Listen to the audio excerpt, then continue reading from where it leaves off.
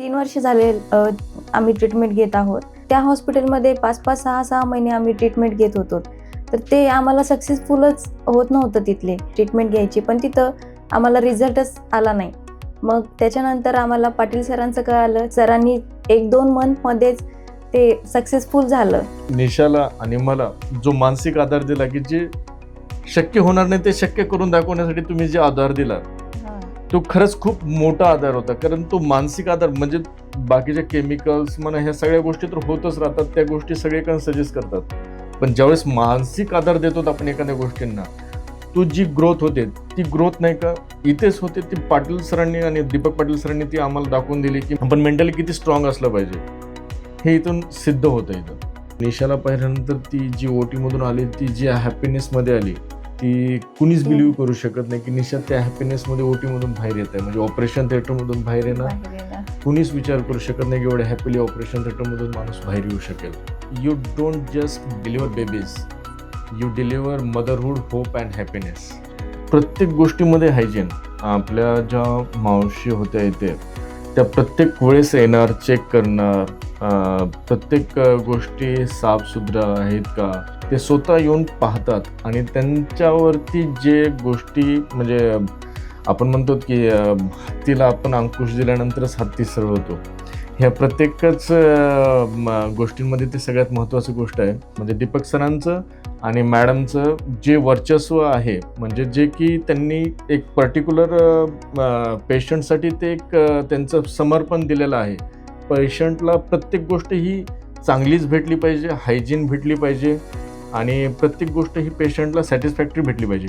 ह्या 3 गोष्टीसाठी खूप जास्त त्यांनी काळजी घेतलेली आहे. त्या क्रिटिकल सिच्युएशनमध्ये पण खूप फ्रँकली आणि खूप चांगल्या पद्धतीनं मावशींनी आणि सरांनी पण दीपक सरांनी प्रत्येक वेळेस येऊन, मॅडमने प्रत्येक वेळेस येऊन चेक करणे, मॅडमनं प्रत्येक वेळेस येऊन सांगणे की हे हायजीन ठेवा, हे इथं स्वच्छता ठेवा. त्या मॅडम आणि सरांनी खूप चांगल्या पद्धतीने इथे मेंटेन केलेलं आहे. आपण मॅक्झिमम मिडल क्लास आणि अप्पर मिडल क्लासमध्ये लोक विचार करतो की कॉस्ट किती लागेल किंवा किती खर्च येईल, की यार अवाढव्य खर्च जाणार किंवा खूप जास्त आपल्याला बॉदरेशनमध्ये जाणार सगळ्या गोष्टी. आपल्याला इथं आल्यानंतर खरंच कळून जातं की यार बॉदरेशनमध्ये जाण्याची कोणतीच गोष्ट नाहीये. सगळ्या गोष्टी नाही का मिनिमल अमाऊंटमध्ये आणि चांगल्या पद्धतीने 10 ठिकाणी जरी चौकशी केल्यानं तुम्ही एकच विचार करताल की Patil hospital is the one of the best hospital. याच्यापेक्षा वेगळं ऑप्शन काहीच असू शकणार नाही आपल्यासाठी. हे म्हणजे 100% अनुभवलंय आम्ही. म्हणजे हे सॅटिस्फॅक्शन जे असतं ते कुठंच भेटत नाही. सरांबद्दल कितीही बोला कमीच आहे. आणि स्पेशली फॉर तर सगळ्यांकडे म्हणजे खूप जणांचा अनुभव आहे की सरांनी खूप जण असं बाहेर जरी गेलो ना, आपण कोणाकडून ऐकलं पाटील सर, तर त्यांच्याकडून असाच रिझल्ट ऐकण्यात येतं की नाही पाटील सर खरंच खूप चांगले आहेत म्हणून. म्हणजे खूप जास्त त्यांच्याकडून आपल्याला रिझल्ट येतो आणि जसं सांगतात आपण तसं फॉलो केलं तर पूर्णपणे आपलं ते क्लिअर होऊन जातं. आणि सगळेजण खूप जास्त सरांकडे म्हणजे एक्सपिरियन्स पाहिला मी तसा, खूप जण असं सरांबद्दल चांगलेच दुसरं रूप आहे ह्याच्यात सिद्ध होतंय पाटील सरांकडून. Thank you so much. Thank you so much Deepak Patil sir आणि मॅडम दोघांचे खूप जास्त आभार. सर.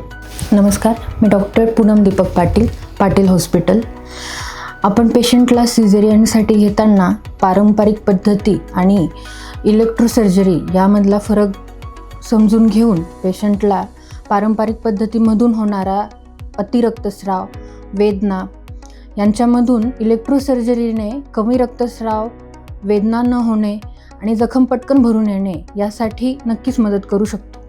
इलेक्ट्रोसर्जरीने कॉस्मेटिक इफेक्टसुद्धा आपल्याला पेशंटसाठी देता येतो आणि पटकन हालचाल करायला पेशंटला सोपं होऊन बेबीला पाजायला सुद्धा आपण मदत करून देऊ शकतो.